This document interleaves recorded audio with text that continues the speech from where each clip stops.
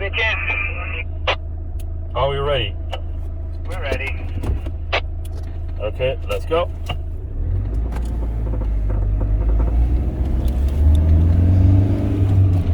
Тргнавме кон Харков со уште еден криз во комбето и одиме да доставиме храна на војниците и на оние погодени места.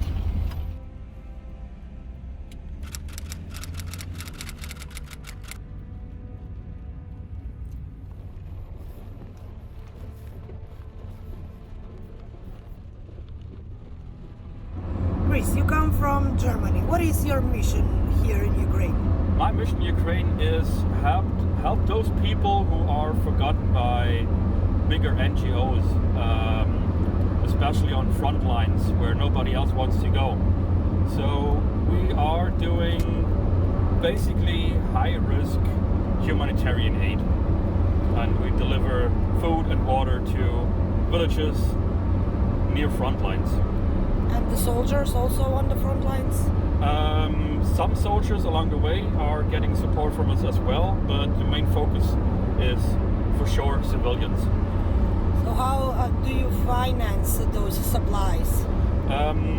They are mostly financed by donations, and those donations come from from the person who initiated this whole mission.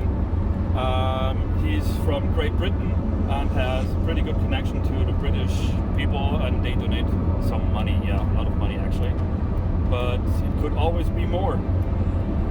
And you mentioned before when we talked that you are taking those supplies from Ukrainian stores. Yes. We source our supplies in Ukrainian local stores to also support the local economy.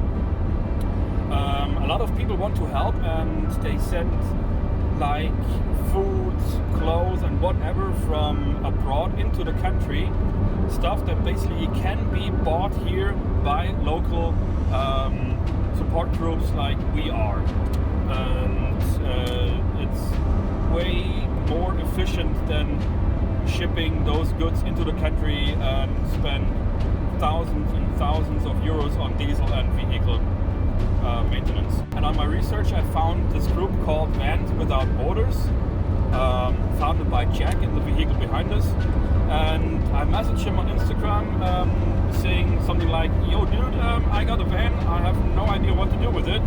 I bought it for my mission, which basically dumped. Can I join you? And here we are. 2 vehicles driving through the country and delivering food and water. We get the intel where to supply basically from locals and other locals and networking and stuff like that. So we don't have a real plan or organize where we want to go. It's mostly on short notice. Chernihiv, I don't know how to pronounce it. Then we went to the Dnipro and a little bit south of the Dnipro towards Zaporozhye. We went to Kharkiv several times and supported villages north, east and south of Kharkiv. We went to Kramatorsk. That's a little bit, that's south of Izium. That's actually where we had our closest encounter to the front lines. We were like 1,000 meters away from active battle, supporting a village. Well, you go to pretty dangerous places. Yeah. Of course you wear body armor, but it is not places that anyone can or should visit. Do you have some kind of military experience or military preparation? Because it is highly dangerous job. 2 people in the crew who are ex-military. I never went to the military, I never did service, but I'm quite knowledgeable about the military stuff and so on, and know how to react and how to act in certain situations. And this helps us quite a lot to survive on the field. To survive on the field and also to assess the situation. Is it safe to go in our perspective or is it not? It is definitely not advised for volunteers to straight up head for the front lines without at least some sort of intel, because they are getting killed for sure. We got intense briefing on how to react in certain situations. We got briefing on how to react on checkpoints, because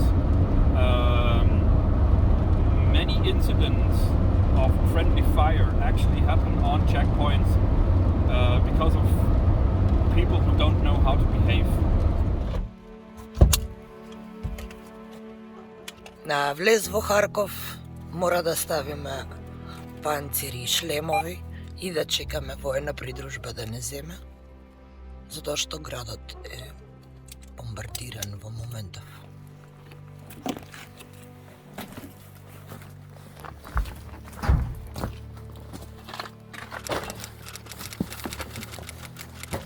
Океј, го прилагодуваме местото за спиење. Thank you.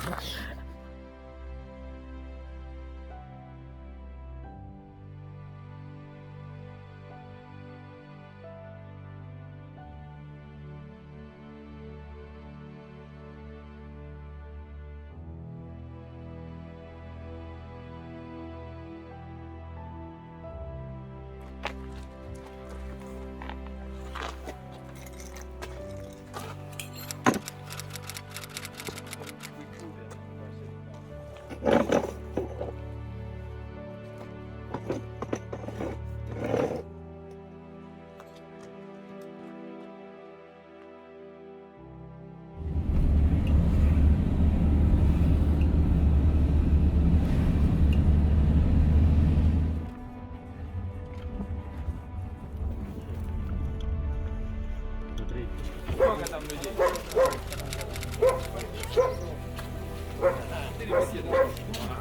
Хорош, увидел. Сейчас вот Пекат стоит. Ну вже вам не треба. Вже дали. Меня зовут Тимур, и это моя огромная команда. Я человек, который с первых дней войны взял пакеты в руки, вот так вот, и понес их в разбитом Харькове.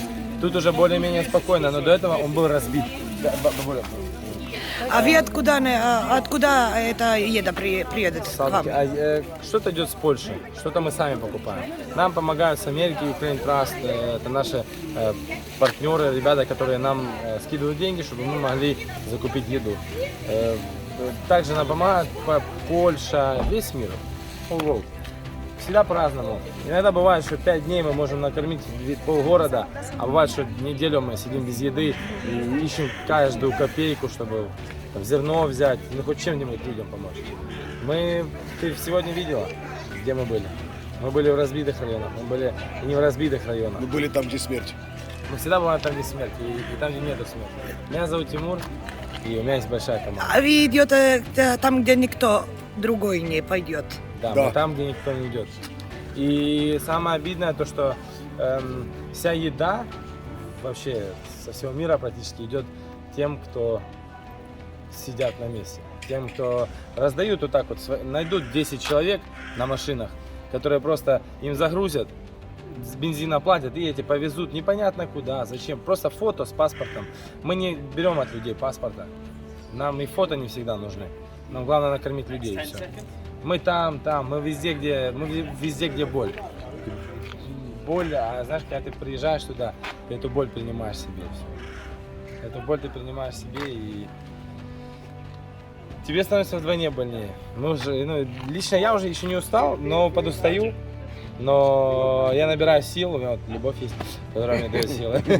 Вот, и вообще так оно и есть. Мы в тяжелой ситуации, мы в Харькове. Улыбка – это защитная реакция. Вот так. Мы на данный момент на Салтаке, это рядышком с нами депо. С самой войны здесь находимся.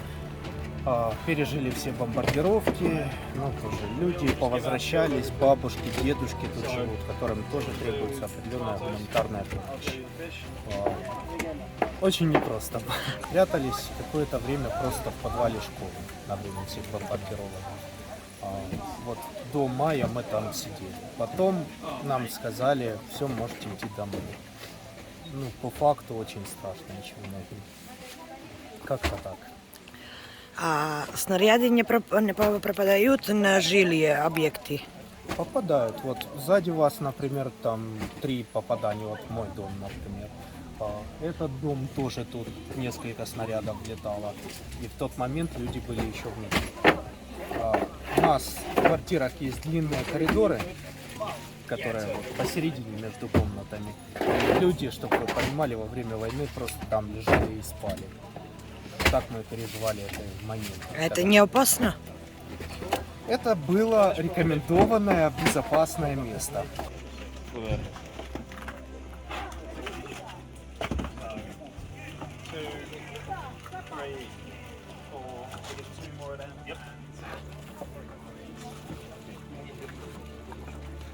Okay. Это подарок. Подарок. It's a gift. Это It's вам a gift подарок. for you. Это вам. Это она связала. Я вяжу. Не понял? Таких нету. Где у вас? наша эта Олежка? чтобы Нету вот таких нет. Олежа! She said you don't have something like this. No, it's lovely, thank you. Это тебе. Тебе, да? Это тетя Люба. Тетя Люба.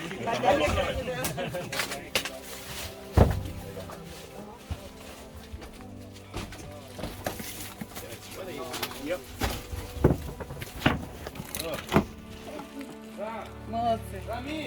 Мишку какую красивую. Да, этим положено. Это лучшие партизаны. Одни мамочки есть. Мамочка такая золотая у них. Что, дядя Юля? Юля, подойди на секундочку. А ну, ребята, сделайте вот этой мамочке молодой. Вот она мамочка.